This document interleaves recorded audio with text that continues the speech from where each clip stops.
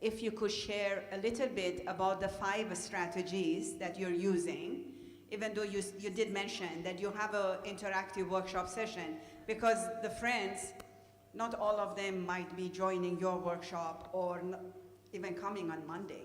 So it might be a good idea if you could, just touch briefly upon those 5 strategies that you mentioned. Absolutely. I appreciate your thoughtfulness asking that question. So the first strategy is speaking the language. Instead of saying good job when a student is working very hard without giving up, you can say, I see your determination, working hard without giving up. You have that virtue and the evidence.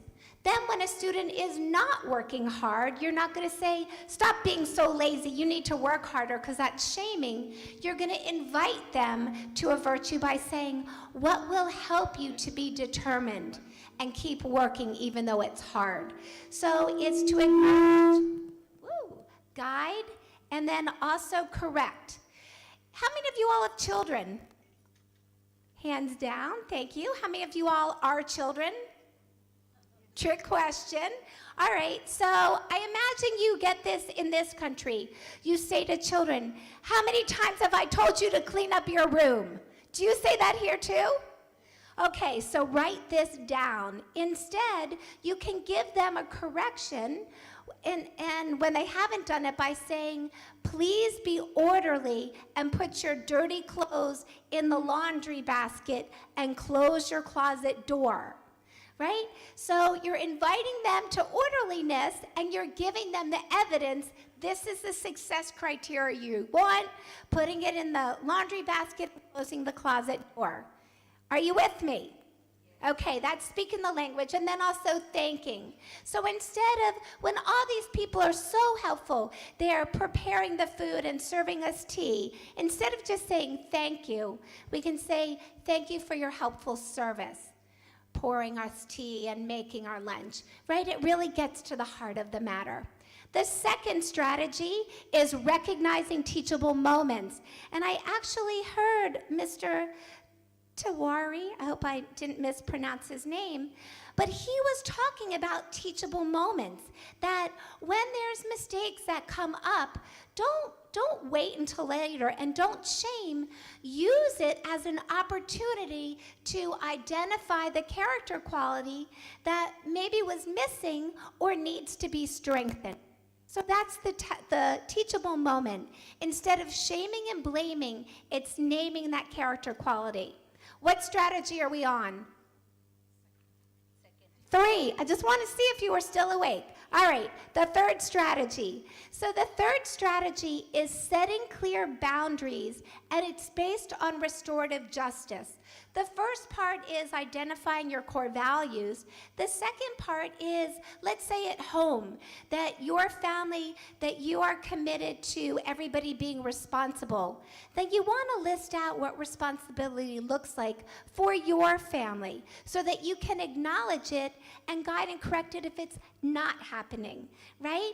And then the restorative justice piece is, if there's a mistaken behavior, saying what happened, what virtue was missing. Let's say that your children or the students were arguing with one another. They're yelling at each other and calling each other names. Well, how can you resolve your conversation or your conflict? What virtue is going to be helpful? And if they say peacefulness, then you ask, what will peacefulness look like? If they can't tell you, then that's a teachable moment, and you teach them, right? But if they can, you give them the opportunity to describe what peacefulness is going to look like next time they're upset. And then finally, give them an opportunity to make amends, so that they realize that they made a mistake, not that they are a mistake. Okay? And then the fourth strategy is honoring the spirit. And you all got it going on in India, let me tell you. From the prayers of the children this morning, and the dancing, and the sacred opening, and the honoring, just the connections and the hugs and the love, honoring the spirit is whatever brings you meaning and purpose.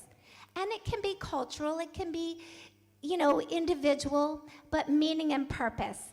And the fifth strategy is the companioning process. It's a 7-step counseling technique to lead somebody to their own solution. Have you ever tried to give youth unsolicited advice? How'd that work? Not too well, right? So all you do is say, what's happening? Close your mouth. You listen with receptive silence. You ask cup-emptying questions. You look for sensory cues. Maybe, what are those tears for? Then you ask them to identify a virtue that will be helpful. You ask a closure and integration question. What's clearer to you now? And then you end with a virtues acknowledgement. And if that's too much to remember, you just say, what's happening? Call on your own self-discipline. Listen and give them an acknowledgement. And those are the 5 strategies of the Virtues Project.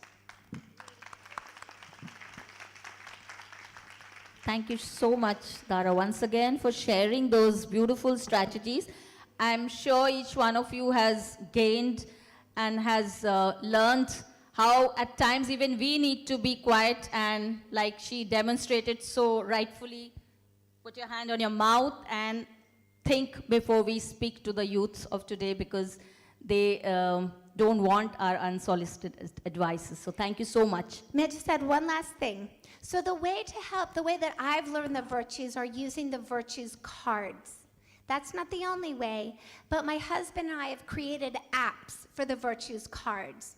The reflection cards, the educator cards, and the family cards. And we actually have them for the iPhone and the Android.